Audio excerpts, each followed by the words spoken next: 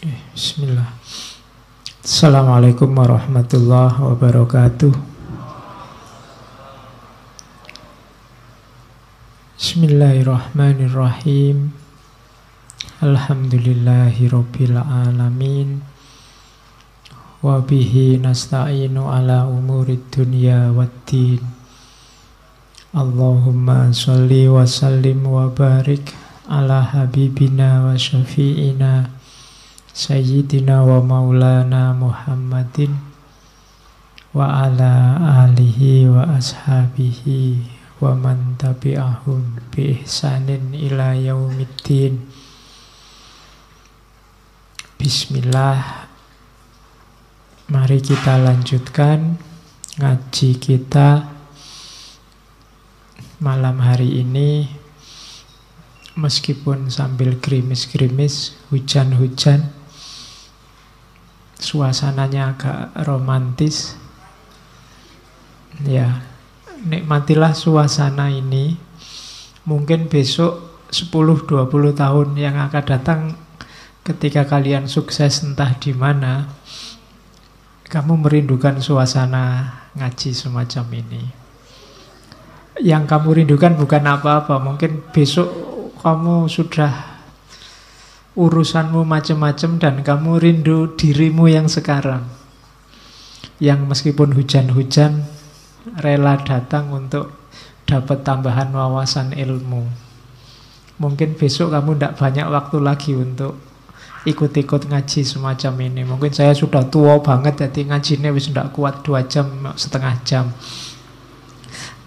Sudah beda suasananya. Nah, kalian sudah sukses, terus sibuknya luar biasa. Nah, malam-malam nanti mungkin kalian rindu suasana ngaji semacam ini. Maka sebelum besok rindu, nikmatilah. Kalau bahasanya Marcus Aurelius kemarin, rayakanlah setiap detik hidupmu. Kalau bahasanya agama, ya lo syukurilah. Allah masih memberimu kenikmatan untuk bisa merasakan manisnya ilmu, sehingga kamu rela berhujan-hujan malam-malam datang untuk ngaji, meskipun hanya dapat segelas teh, segelas kopi. Oke, malam ini saya lanjutkan ngaji filsafat kita di tema para raja. Minggu lalu sudah Markus, malam ini kita ketemu dari dunia Islam, tokoh yang sebenarnya mungkin saya nggak perlu mengangkat beliau karena pasti kalian sudah kenal. Umar bin Abdul Aziz. Saya sering bilang bahwa orang baik itu bukan orang yang tiap hari ngomong kebaikan atau menceramahkan kebaikan, tapi orang yang menjalankan kebaikan. Dan malam ini saya bawa orang baik itu ke ngaji kita. Kalian tidak perlu mencari konsep-konsep filosofis apa yang berasal dari beliau. Cukup kalian baca hidupnya, kalian kaji perjalanan hidupnya Umar bin Abdul Aziz, kalian sudah dapat banyak pelajaran, banyak filosofi. Dari tindakannya, kepribadiannya, kebijakan-kebijakannya, ya termasuk kata-kata fatwanya sebagai seorang raja, seorang sultan, seorang khalifah. Umar bin Abdul Aziz ini sangat terkenal. Tidak ada umat Islam yang tidak kenal beliau. Dikenal sebagai Umar kedua gelarnya. Meskipun beliau jadi raja tidak lama, hanya 2 tahun sekian bulan, sekitar 9 bulan. Tidak ada satu periode presiden. Presiden itu kan 5 tahun. Ini cuma 2 tahun, 9 bulan, bisa menciptakan dunia yang Kalau bahasa Jawa, gemah ripah loh jinawit, toto tentrem kerto raharjo. Hanya dalam waktu 2 tahun 9 bulan. Dan beliau meninggalnya masih sangat muda. Dalam usia, beliau lahir 682 dan meninggal 720. Sekitar 38 tahun.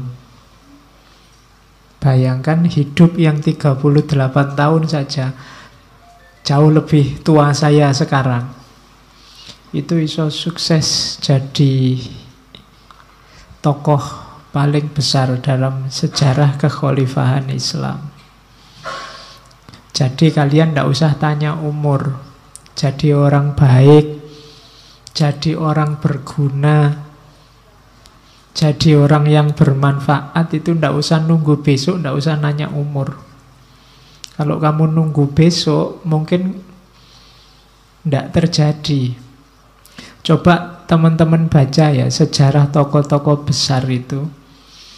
Misalnya kalau kalian mengidolakan Soekarno, Soekarno itu seumuran kalian sudah ngapain? Kalau kamu mengidolakan sapa wis tokoh filsafat, Plato, Aristoteles, Socrates, coba baca sejarahnya. Seumur kalian ini mereka sedang ngapain? Sudah melakukan apa, punya jasa apa, punya prestasi apa? Nah, itu nanti bisa kalian ukur. Kira-kira kamu bisa ndak ya selevel mereka? Insya Allah bisa. Cuma ada insya Allahnya. Ya, itu kan tergantung Allah maunya. Umar bin Abdul Aziz ini masih memang dari keluarga raja-raja, cuma dia bukan keturunan langsungnya. Jadi beliau ini dari sisi ayah memang dari dinasti Umayyah. Beliau putranya Abdul Aziz. Abdul Aziz ini putranya Marwan. Marwan bin Hakam, khalifahnya Umayyah keempat. Marwan ini punya anak laki-laki 2, Abdul Malik dan Abdul Aziz. Abdul Malik ini nanti yang jadi khalifahnya Umayyah kelima. Abdul Malik nanti punya anak namanya Sulaiman, Sulaiman bin Abdul Malik. Sulaiman jadi khalifahnya Umayyah keenam. Nanti sebelum meninggal, Sulaiman ini berwasiat yang meneruskan tahta adalah Umar bin Abdul Aziz ini. Umar ini berarti sepupunya, putranya Abdul Aziz, pamannya Sulaiman. Nanti Abdul Malik ini menikahnya sama saudaranya Sulaiman, namanya Fatimah. Jadi nikah masih sepupunya. Dari sisi ibu, Umar bin Abdul Aziz ini masih anak cucu cicitnya Umar bin Khattab. Makanya disebut Umar kedua. Dari segi kualitasnya sebenarnya memang mirip dengan Umar bin Khattab. Jadi Umar bin Khattab itu punya anak namanya Asim. Nanti Asim ini punya anak namanya Laila. Nah, Laila inilah nanti yang kawin dengan Abdul Aziz, punya anak Umar bin Abdul Aziz. Ini pelajaran sejarah. Saya tidak tahu kalian suka tidak baca-baca gitu. Biasanya pelajaran sejarah itu kan kamu benci karena tidak harus apal-apalan. Apal-apalan tanggal, apal-apalan nama. Tapi kalau bisa dipahami, sejarah itu asik. Oke, sebenarnya ketika kita ngaji filsafat dengan tema tokoh-tokoh, itu kita sebenarnya ngaji sejarah. Sejarah pemikiran. Jadi sama saja. Oke, Umar ini ya memang alim sejak kecil, soleh sejak kecil. punya guru, kalau dalam sejarah gurunya ada 33 guru. Yang 8 sahabat, yang 25 tabi'in. Jadi ya gurunya wis jago-jago ya.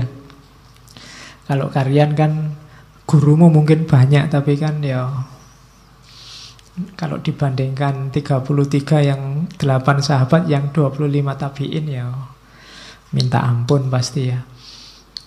Jadi enggak level kita mungkin dari sisi gurunya. Hafal Quran sejak kecil. Para ulama zaman dulu itu kan hafal Quran bukan sesuatu yang luar biasa. Dan Umar bin Abdul Aziz sejak kecil sudah hafal Quran. Kemudian waktu jadi khalifah beliau ya usianya sekitar berapa? 36-an tahun. Masih sangat muda. Kalau hari ini di Indonesia masih bisa daftar CPNS. Ya. Oke. Sekarang kita kaji ya. Saya bilang tadi kita ndak akan belajar dari kitab apa.